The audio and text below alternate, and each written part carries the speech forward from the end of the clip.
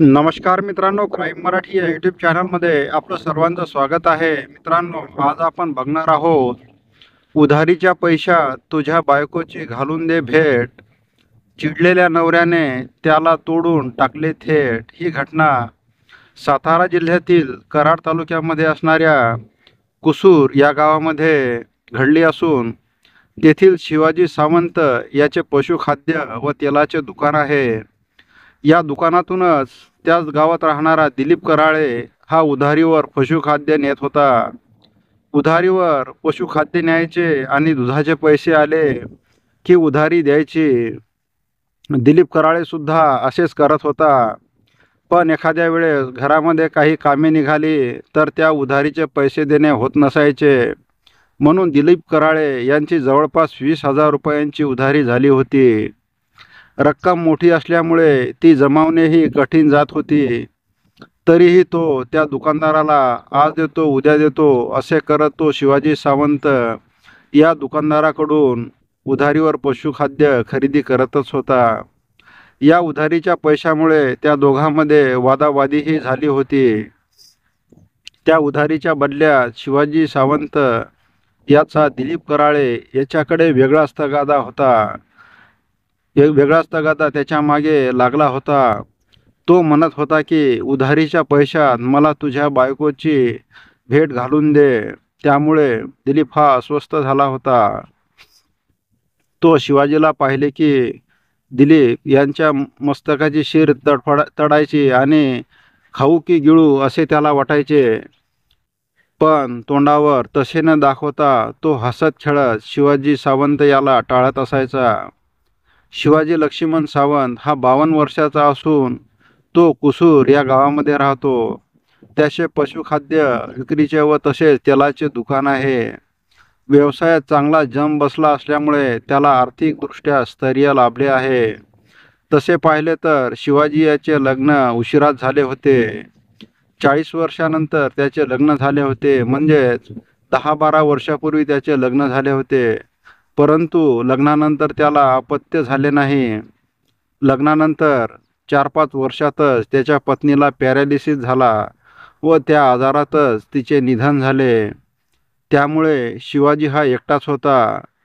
लग्नानंतर शिवाजीला वैवाहिक सुख मिळावे तसे मिळाले नाही व तो एकटाच होता. त्यामुळे त्याला घर खायला उठायचे. अशावेळी विरंगुळा म्हणून दुकानात बसल्या बसल्यास तो रस्त्यावरून येणाऱ्या जाणाऱ्या महिलांकडे त्याचे लक्ष जायचे व त्या महिलाकडे तो वेगवेगळ्या नजरेने पाहतो हे त्या महिलांच्याही लक्षात यायचे. त्याच महिलाबद्दलचा दृष्टिकोन हा इतरांनाही जाणवण्या इतपत बदललेला होता. अशातच त्याचे नेहमीचे गिऱ्हाईक म्हणजे दिलीप कराळे याने त्याला 12 ऑगस्ट 2024 रोजी वास्तुशांतीसाठी घरी बोलावले होते. शिवाजी याने आवर्जून या कार्यक्रमाला उपस्थिती दिली. दिलीप यांच्या घरची परिस्थिती घरचे सदस्य शिवाजी याने पाहिले होते. त्यामुळे दिलीपची परिस्थिती शिवाजीला समजून आली. त्यानंतर 19 ऑगस्ट 2024 रोजी दिलीप हा शिवाजी यांच्या दुकानात गेला. इकडचे तिकडचे बोलणे झाले आणि शिवाजीने त्याच्यासमोर उधारीची वही ठेवली. एकूण 20,000 रुपयांची उधारी होती. दोघांच्या मध्ये त्याबद्दल बोलणे झाले. शिवाजी याने ही उधारी लवकरात लवकर चुकती कर असे दिलीपला सांगितले होते. त्याने देखील आपली मान डोलावली. पैशाचे बोलणे झाल्यानंतर मात्र शिवाजी याने दिलीपकडे वेगळीच मागणी केली. शिवाजी याने दिलीपकडे उधारीच्या पैशात मला तुझ्या बायकोची भेट घालून दे, तिची आणि माझी भेट घडवून आण. शिवाजीचे हे बोलणे ऐकतात दिलीप कराळे यांच्या पायाखालची वाळू सरकली. त्यालाही शिवाजी याचा स्वभाव माहीत असल्यामुळे त्याला नेमके काय म्हणायचे आहे हे दिलीपला समजून आले. त्याने ठीक आहे, तुमचे पैसे लवकरात लवकर परत करतो असे म्हणून त्याने शिवाजीच्या दुकानातून काढता पाय घेतला. या घटनेनंतर मात्र शिवाजी याने दिलीप याच्याकडे तुझ्या बायकोची भेट घालून दे हा तगादाच लावला. दिलीप याला कधी एकदा याचे पैसे देतो आणि यातून सुटका करून घेतो असे झाले होते. परंतु तेवढे पैसे काही जमत नव्हते, त्यामुळे तो अस्वस्थ झाला होता. शिवाजीचा तगादा मात्र आता जास्तच वाढू लागल्याने दिलीपची सटकली. याच्यामुळे माझ्या सोन्यासारखा संसार उद्ध्वस्त होईल. आपल्या 3 मुलांच्या भवितव्याचा विचारही त्याला सतावू लागला. त्यातूनच त्याला एक मार्ग दिसत होता, तो म्हणजे शिवाजी सावंत याच्या कचाट्यातून सुटका करणे व त्याचे पैसे फेडल्याशिवाय तो आपल्याला शक्य नाही हेही त्याला माहीत होते.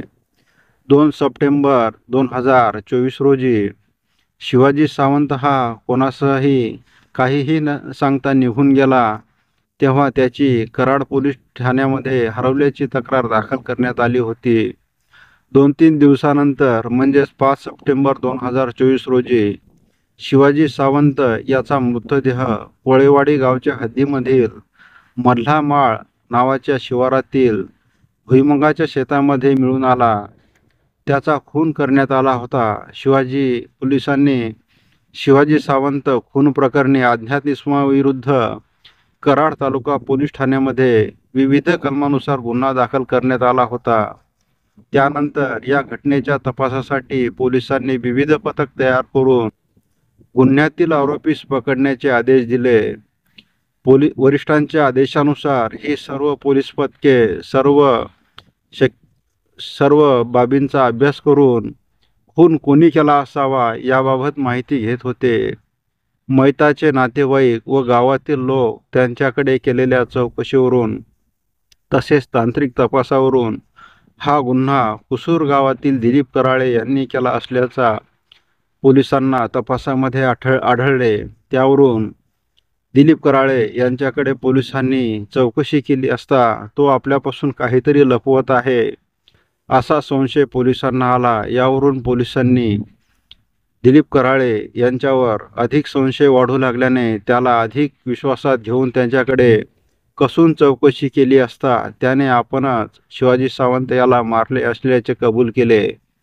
त्यांनी दिलेल्या कबुली जबाबातून आर्थिक देवाणघेवाणीवरून झालेल्या वादातून विळ्यासारख्या धारदार हत्याराने खून केला असल्याची कबुली दिलीपने पोलिसांसमोर दिली. दिलेल्या माहितीनुसार शिवाजी सावंत हा म्हणाला की मी तुझ्या घरी येतो असे तो म्हणू लागला.